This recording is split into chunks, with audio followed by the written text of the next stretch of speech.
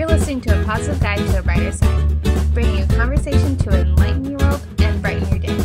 I'm Andrea Batesmore, and joining me as co-host is Nick Briggs. Let's get started with today's topics.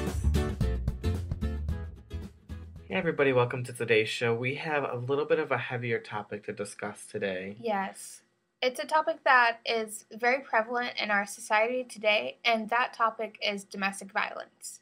Now, we're here to give you some tips to not slip into a relationship that you feel helpless, insecure, and if you are in a relationship where domestic violence is prevalent, we're going to help you to get out of it. I think it's really important, especially in today's world, where people might only think of domestic violence as something that's physical.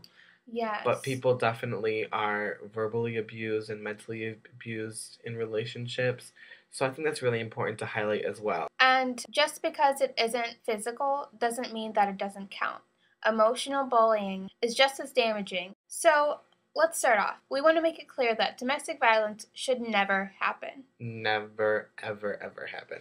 If you find yourself in a relationship where you have emotional bullying and he is constantly hitting you, that is not okay. That is not acceptable behavior for a relationship, and you are in serious trouble. I think it's also important to highlight that it goes both ways. Mm-hmm. I think that females tend to be more verbally abusive and can definitely beat on their partner in A more aggressive tone. More aggressive, yeah. And that is very harmful.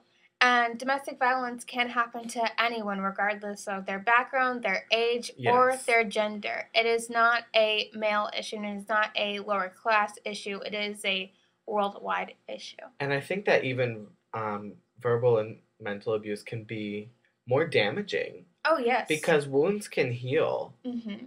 I mean, it's still traumatizing, but I think words stick with you more. Just from a psychological point of view, there is a term called learned helplessness, and people can feel so down about themselves that becomes their norm because they have been emotionally bullied for so long, so belittled. So let's get into the love aspect of domestic violence. Let's make it clear that love does not hurt.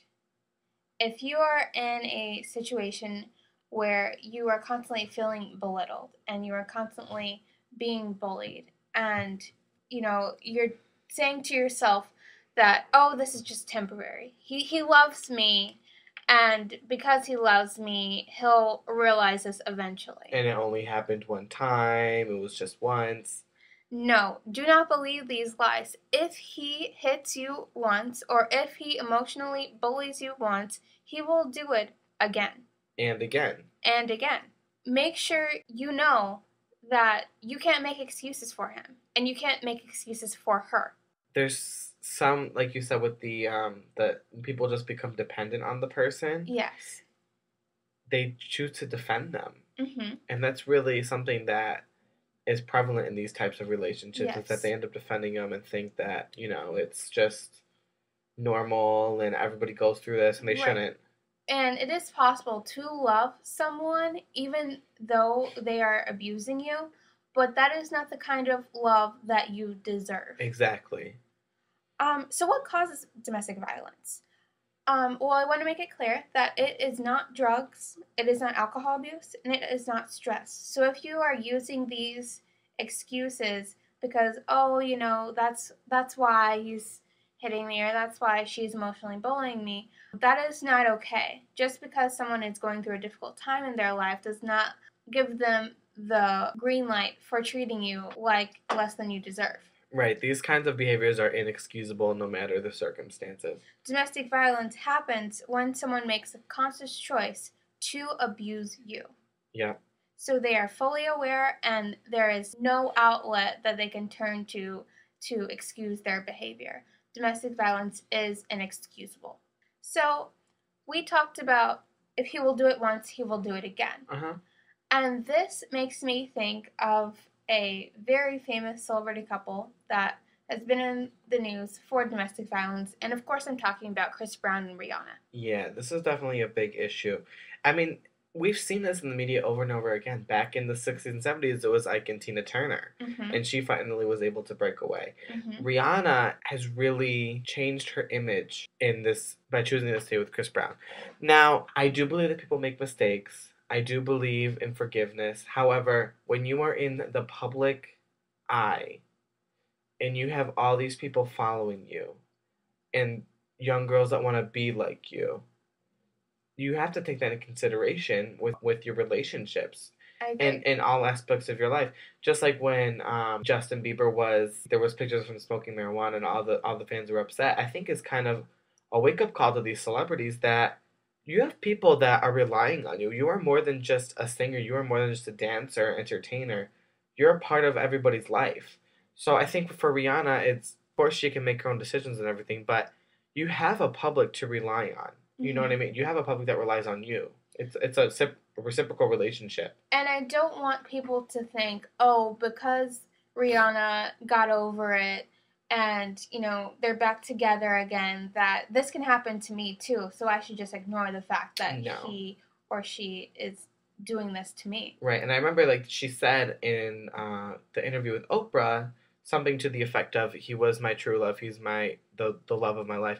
And that may be true, but is it a healthy relationship? You can love someone, but it doesn't necessarily mean it's a healthy relationship. And that goes to what you said before, is if it's not a healthy relationship, and even if you love the person, you can't be in that sort of relationship with them. Exactly. And, you know, I hope the second time around that they have both gotten counseling. I agree. And I think it'd be great to show the public that, you know what, we separated and he worked on his issues. And I'm still not a fan of them being back together.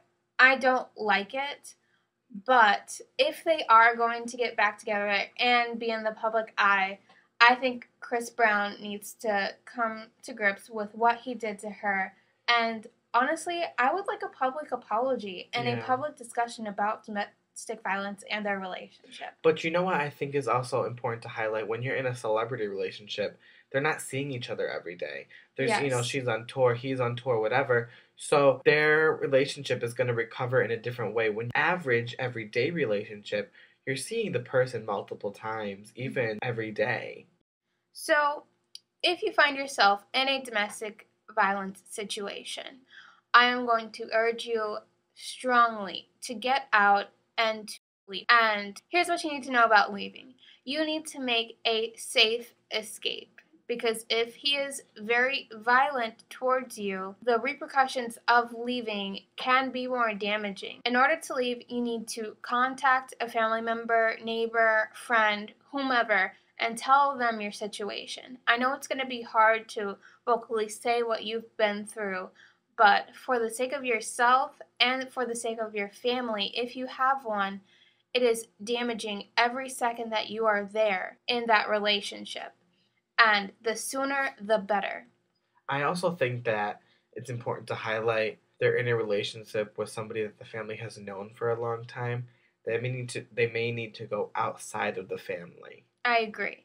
Don't let your family's perception or your friend's perception of your relationship make you hesitant for leaving. Yes. If, you know, the repertoire with who you're dating is great within your family and your friend group, go to a friend that you know will understand your situation and will help you 1000% and won't make you feel guilty for being the victim. Another tip, take valuable information with you. Don't leave around your social security card, your financial informations.